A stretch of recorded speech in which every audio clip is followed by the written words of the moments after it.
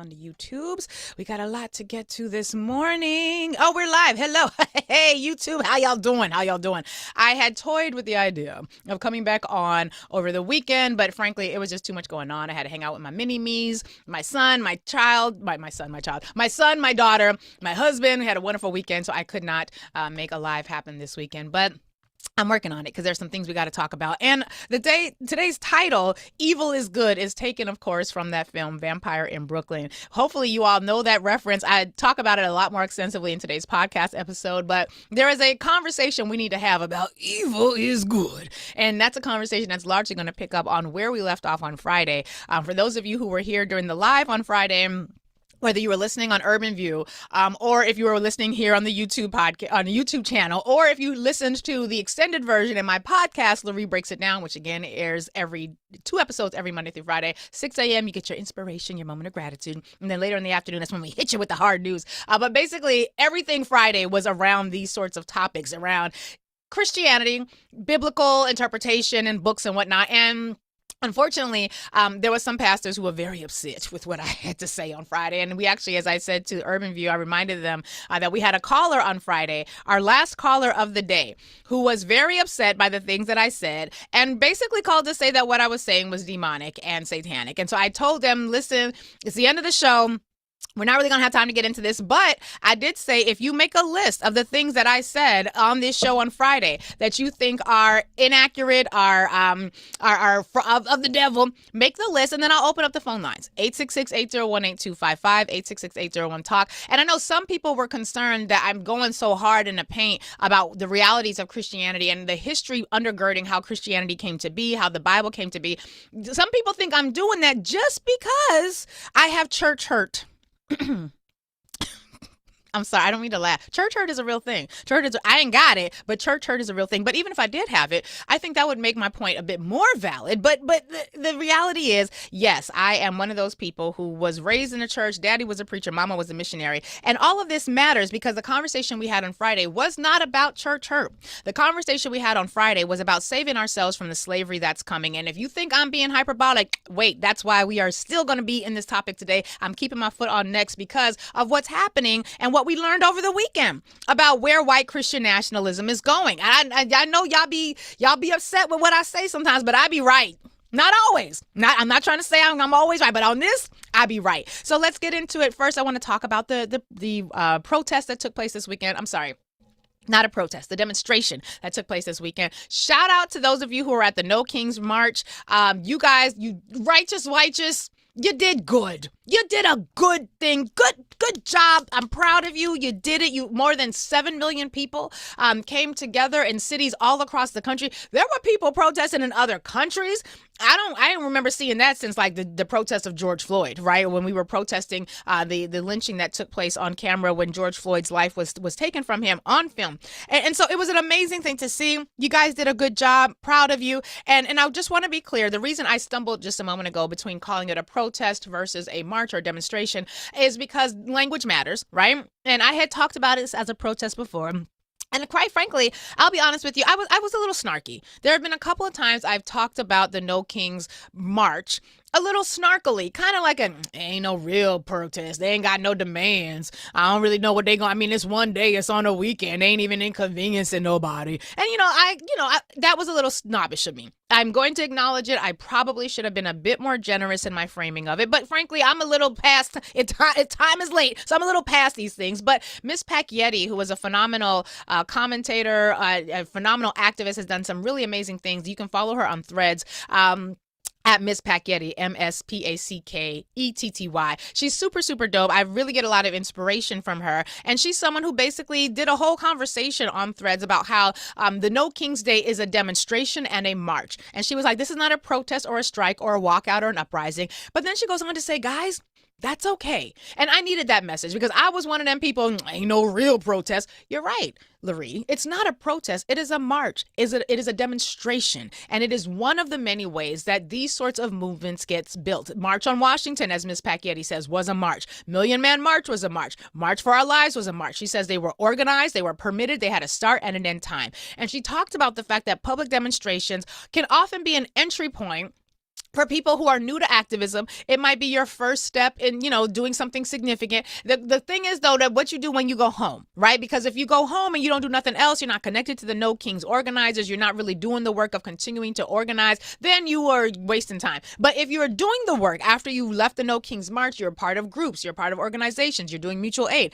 That is really important stuff. And so I should apologize to those for whom my frames were a little too snarky. And I think I can definitely acknowledge that. Y'all know I am a petty sister. But I can also acknowledge that when I've been a little too harsh. And I think when it came to how I was framing my slight snarky criticism of the No King situation, that I probably could have been a little more generous in that. And so I encourage you all to take a look at Miss Pat Getty's thread. In fact, Jonah, I'm going to drop the link to it in the Zoom chat so that you can share it out on our Blue Sky tweet. Not tweet. What do we call them things on Blue Sky?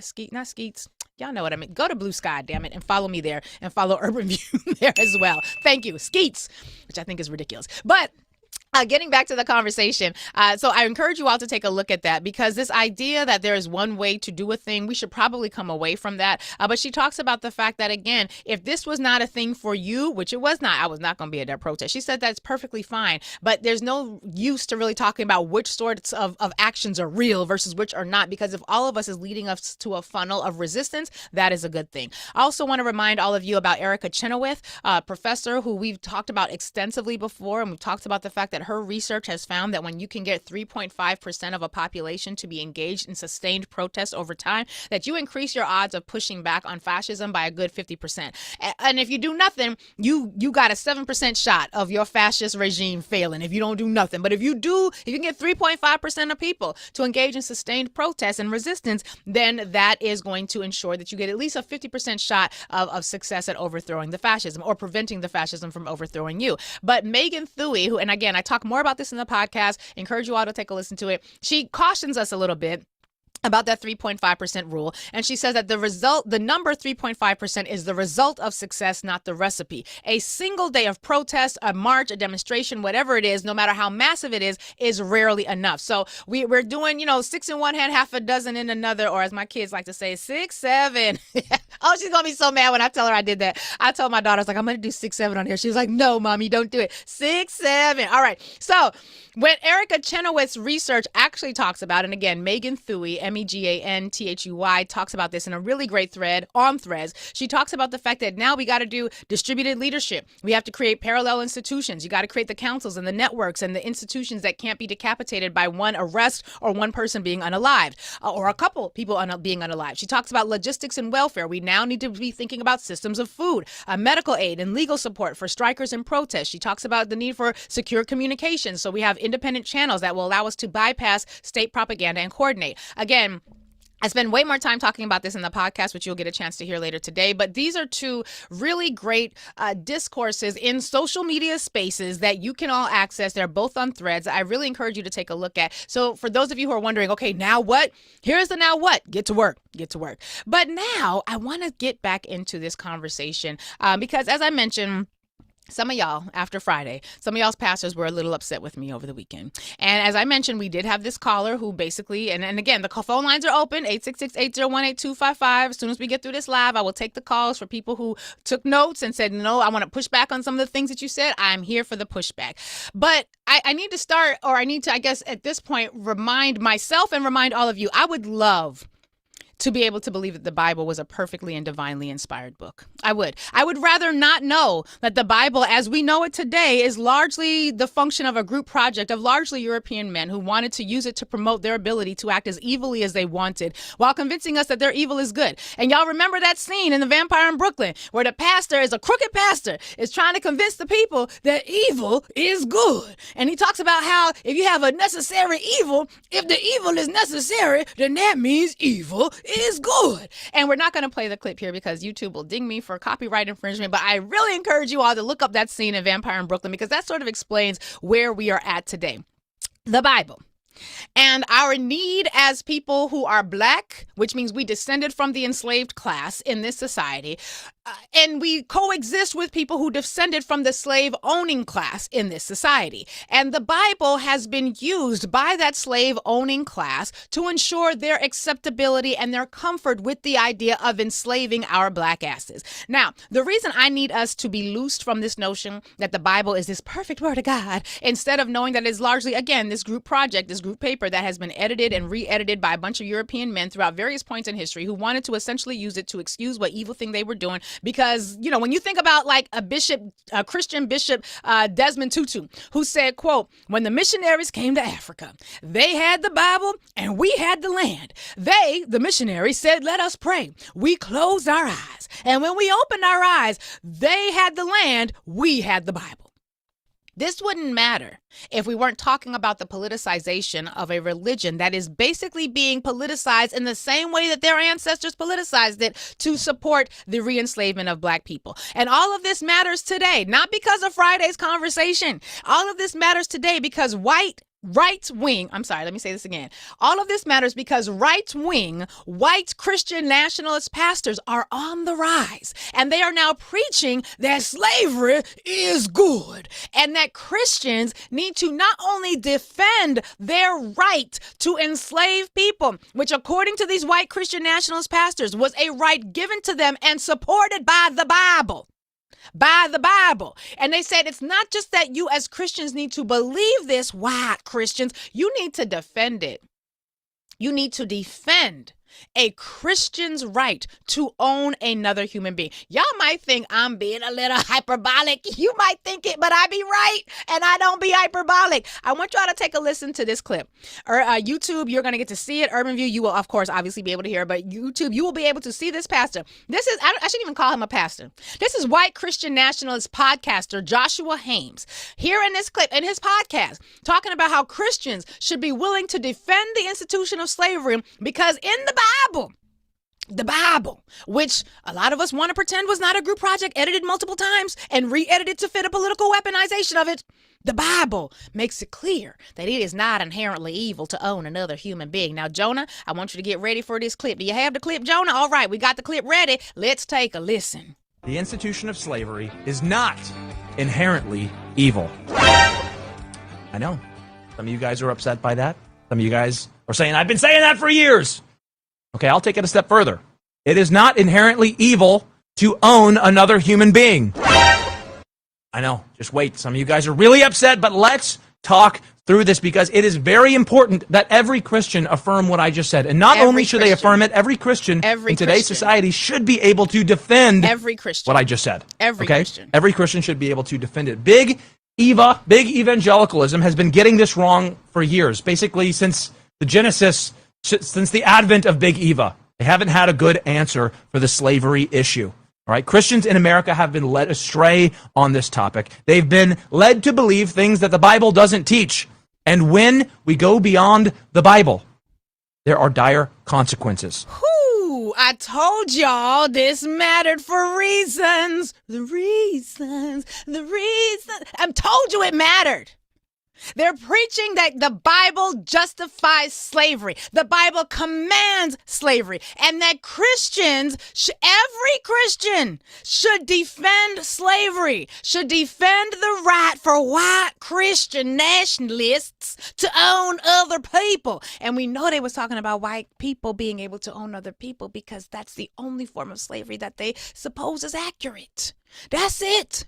So when you hear a pastor like that, according to a really great article that in an outlet called People For, a Christian nationalist commentator Joshua Hames says slavery is not inherently evil. Now, we heard in this clip where this podcasting preacher is beseeching his fellow Christian nationalists to learn how to better defend slavery because, quote, the Bible makes it clear that it is not inherently evil to own another human being. It might be evil, but it's not inherently evil, and evil is good, according to the evilists.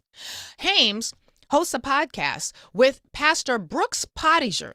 And those two podcasters are podcasting and preaching out of a institution known as the Pilgrim Hill Reformed Fellowship, which is a church, a Christian church outside of Nashville, Tennessee. This is a church that is in alignment with another white Christian nationalist that we've talked about extensively, Pastor Douglas Wilson, who is the white Christian nationalist preacher's preacher. And it includes among its membership, this church, Secretary of War, Pete, his own mama said he's trash, Hegseth, amongst the membership. Now, the reason that Joshua Hames is having this conversation, a conversation where evil is good, and every Christian needs to defend slavery, needs to proactively support the right to own another person. Do you want to know why he was motivated to have this sort of conversation? Well, y'all know, if y'all are familiar with this whole Jubilee, right? Jubilee is this situation where you it's like I'm in the middle and then I'm surrounded by 20, whatever, and we're going to pretend to debate. It's not debate. It's really impassioned arguments. Debates on things that are not questionable seem to me foolish. Like, I'm not going to debate you about whether or not Black people are human beings. That's beyond debate. I'm not going to debate you about whether or not women should have equal and equitable access to power. That's beyond debate. Now you might have a difference of opinion, but that to me is those are truths. You can have whatever opinion you want, but I believe it was James Baldwin who basically says if your difference of opinion is rooted in me not having access to the full panoply of my human rights, then fuck you and your opinions. I don't think that's exactly what James Baldwin said, but I'm pretty sure that's what he was thinking. And he said something like that. But Hames was basically upset because he had seen somebody by the name of Allie Beth Stuckey, who is a conservative Christian commentator. He saw Allie Beth Stuckey on one of these Jubilee episodes where they were debating 20 liberals. And Joshua Hames was very disappointed to see that Stuckey ain't had no good answer when one of the liberals, and I'm putting that in air quotes, raised the fact that the Bible sanctions the practice of slavery. And Hames basically says when he saw that video, when he saw the image of this person not being able to successfully defend slavery because the Bible sanctions slavery, he basically then says that, quote, anything short of a vigorous defense of slavery opens the door to challenging the authority of the Bible on all sorts of issues. Now, I'm old enough to remember back on Friday when I told y'all how the Bible was organized and put together. We played a whole ass video clip where various books, the four gospels of the Bible, didn't agree on much of nothing. They didn't agree on how long Jesus was in the grave. They didn't agree on who saw him first when he came out the tomb. They didn't even agree that he came up out the tomb. Some of them didn't even know where he was born, how he was. When we had we played video clips, and some of y'all in the YouTube comments, you said, I can't, this is of the devil. I can't, but you ain't had no text. You ain't had nothing to push back. And what did I say to the pastors? I said, pastors, I know y'all gonna be upset, but those of you, especially those of you who went to seminary, you know good and goddamn well how that book came to be. Stop lying to these people, because if you do not have a Black population that can focus on following Jesus, but instead is focused on being a Christian, where's the answer to this? And I mean focus on being Christian in the way that white Christian nationalists defined it, which according to them is all contained in the Bible, in the good book. Now, did you hear who I said was a part of the membership of these people, them church? You hear who's in the membership? Pete, his own mama say he's trash. Hegseth, go to this church. This church now got a branch, and they got an office, a satellite church congregation in Washington, D.C., so that they can ensure that the white Christian nationalists like MAGA Mike Johnson, who is the Speaker of the House, will not spend a single Sunday without being indoctrinated into the correctness of slavery. You got Black people out here talking about something. You want to judge Black gays. You want to judge Black people who do this, who do that. And you want to align yourself with people who hung you from trees after church on Sunday. Make it make sense. The article goes on to talk about the fact that Hames is quoted as saying, the institution of slavery is not inherently evil. It is not inherently evil to own another human being. This is what white Christians is talking about now. So I don't want to hear shit about you telling me your Black pastor is mad that I said that they golden goose book has got some errors in it, and it should be a great book for inspiration. But if you are going to tie your understanding of what happens to your afterlife, if you're going to tie the sorts of judgments that you make about people in your present life to a book that various groups of white men from the years 325 ACE, what is it? Where we're in AD 325. Of this era You want me to accept that we should have a religious practice that says we have to tie ourselves to a book that white people have been editing and re-editing for the purpose of justifying divorce, of justifying enslavement, of justifying a whole host of things that they couldn't get away with under the previous iteration of the book, while white people are using that same book to justify enslaving your black ass, while the Supreme Court that they just captured is now last week talking about something. You don't need no more voting rights section 2. It's all right if you have the same amount of rights to protect your access to the ballot as your ancestors did coming off of plantations in 1865. Seriously? Call 866-801-8255. The line, we got some people in here. I want to hear the phone call. I want to hear it. I'm coming to the calls in a minute. Joshua Hames says, not only is it mandatory for today's, he says evangelicalism didn't go far enough. You gotta believe that you have a right to own people. You gotta believe that you have a right to be enslaved. He says it's very important. Sorry, let me get the right voice. It's very important that every Christian affirm what I just said. Not only should they affirm it, every Christian in today's society should be able to defend what I just said. Y'all, they are not going to Sunday school to learn how to be better people of faith. These groups are going to Sunday school to learn how to advocate for re-enslaving black people. And as I talk about in the podcast, now we got a whole bunch of Jesus bots. There's a whole bunch of AI algorithmically driven Jesus bots that basically act like they are talking to you from Jesus, like it's God in the AI. And this would be really weird and freaky and easy to dismiss had I not just also told y'all last week that the man who has created and the groups of men who have created Palantir and all these corporations that are basically mass spy agencies also are now giving speeches about the Antichrist. And the Antichrist is anything that would not allow them to hold on to their wealth and build out artificial intelligence. So y'all can act like no, not y'all. I know it's not y'all, but y'all's preachers who was upset with me over the weekend, they can act like this don't matter all they want to. Get ready to start swinging low and swinging chariots, because that's what you're going to be singing as your ass is holding on to Jesus' ever-loving white-ass hand while you're back in a slave plantation. Now, he goes on to talk about the fact, I'm sorry, y'all, I don't mean to have my foot on y'all's neck like this, but we just got to do it because this is what they preaching. They are sending their children to religious institutions to learn how to re-enslave ours. Okay, this is what they're preaching. He goes on to talk about the fact that it would be chronological snobbery. It would be unjust for us to judge the slavers of yesterday with the sensibilities of today. They were just men of their time. They did not know how awful it was. And that's why Black history matters. That's why critical race history matters. Because when you actually know what the fuck happened in American history, you know that it wasn't just the slavers who existed. There were this whole other group of whites known as the abolitionists. And you know what the abolitionists were fighting for? The end of slavery. Because that shit was evil. Evil is not good. Especially when it's white supremacist evil.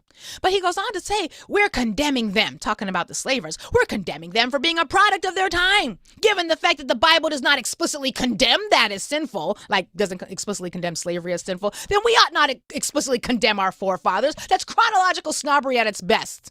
Now, what's really weird about this is that I know a couple things the Bible does not explicitly condemn, like abortion. But these white Christian nationalists done got a whole bunch of black people in churches believing that abortion is somehow condemned in the Bible. And they are willing to, as a result of that, organize politically with the people who are advocating for the right to re-enslave your black ass. But you're going to judge black people for being gay. Make it make sense. Now, what's really interesting about this is that in addition to ignoring the fact that abolitionists exist, this pastor, this podcasting white man is also ignoring like one of the greatest of slavers who also confessed his own discomfort with what was happening. You remember Thomas Jefferson, who fathered a whole lot of black people, fathered a whole lot of black slaves. And we know that he fathered black slaves because he was raping little girls from the time they could be raped until the time he got done with them. I know some of y'all like to make it a Hallmark movie sort of situation. It was rape. Okay, you got an old ass, dirty ass, nasty ass, gross ass white man raping 13, 12-year-old little black girls, having children with them, forcing them to have those children, and then keeping all of them enslaved. That ain't love. That's evil. And evil ain't good. But Thomas Jefferson, pro-slaver, never one to be confused with being an abolitionist, said the following: God who gave us life, gave us liberty. And can the liberties of a nation be thought secure when we have removed their only firm basis, a conviction in the minds of the people that these liberties are the gift of God? that they are not to be violated, but with his wrath. Indeed, I tremble for my country when I reflect that God is just and that his justice cannot sleep forever. That's Thomas Jefferson writing on his notes on the state of Virginia, where he is confessing to having real moral concerns, real religious concerns about slavery, not only leading to disastrous consequences, but that it was evil as fuck. They were crystal clear about how evil it was. And it's only people who don't read, people who don't know the history of how a belief system was put together, who would be able to be snookered by somebody like a Joshua Haynes. But Joshua Haynes ain't just talking to a podcast. Joshua Haynes is talking to preachers who are talking to the secretaries of war, who are talking to the leadership of this country. And so when they are in coalition with the Supreme Court that has basically said they are going to be able to get rid of our rights that protect us from vote to be able to vote, they're about to get rid of the 1964 Civil Rights Act. We're going to have the same legal framework as we did during enslavement. The white Christian nationalist pastors are making sure we have the same religious framework as we did during enslavement. And considering the fact that there is not really an underground railroad movement being built right now in any way, shape, or form, no, I'm not taking my foot off your Christian ass neck. No, I'm not going to stop talking about it because these motherfuckers ain't going to stop talking about it because they plan on having our Christian black asses speaking in tongues, being slain on the spirit, tarrying before the Lord while we picking up a bag of fucking ass cotton that ain't nobody else picking. We're going to be picking up strawberries and apples because ain't nobody else picking them because they gotten rid of all the migrants, which is exactly what we said was going to happen before November 4th of 2024. Remember that? Remember all them conversations? Evil ain't good, but evil will be here to stay if you are more committed to ignoring the fact that the book that you might hold to and might find a lot of encouragement. I love reading the Bible. My mom actually this weekend found one of my grandmother's old Bibles. I was really happy to have it because it's got my grandmother's spiritual energy in it. Like I'm like, yes, this is a good thing, and I think that I'm happy about it. But I would never ignore the fact, or I should say never more, because there's one point I did. I would never further ignore the fact that this wonderful compilation of books, which we now can use to find as sources of inspiration, it don't gotta be perfect for me to find inspiration from it. Jesus didn't read most of it. Jesus ain't in a good 70-80% of the Bible. And if you're serious about being a black Christian who's not going to fall into this, then activate it. Holy Spirit, activate. Holy Spirit, activate. If you're serious about it, where's the black Christian response to the white Christian nationalists? Where's the Christian response to the white Christian nationalists? Because I would say this is a really good time to start laying some hands on some sick. We ain't got no more health care. This will be a really good time to start making sure people can be healthy by going to the altar. This will be a really good time for us to start feeding the 5,000 either through miracles or just community organizing and mutual aid. It would be great. Now would be a good time considering SNAP benefits is about to be over in November and they ain't opening up the government again, and you got whole ass pedophile protectors being in the pastor's pulpit talking about something they the Republican Party. It would be really good for people to be openly able to have this conversation without being so committed to believing that a book that a bunch of white men put together for the purposes of enslaving us or being able to divorce multiple wives or whatever other reasons the churches broke up and split apart and rewrote the books. It would be great if we did not have to have that be the perfect word of God, because those people believe it is perfect in their iteration of it. And since they're the ones who author it, they're the ones who edit it, they're the ones who translate it from translations of translations of translations of translations, you might want to start do a little more digging. Because if evil is good, what's that mean for your black ass? What's it mean for me? I'm not going to be a good wench. I'll be one of them glass in the food type wenches. I would be one of them. I shouldn't even say that. That's a terrible. I was trying to be snarky. That's a terrible thing to say because so many of our ancestors had no choice. You got a choice though. You ain't got to do that. And quite frankly, considering how this religion got a chokehold on Africa, got a chokehold everywhere that they done prayed with us. They got our land, they got our resources, and what we got is a book that they edited and put together. 866-801-8255, 866-801-TALK. Evil can't be good, because if it is,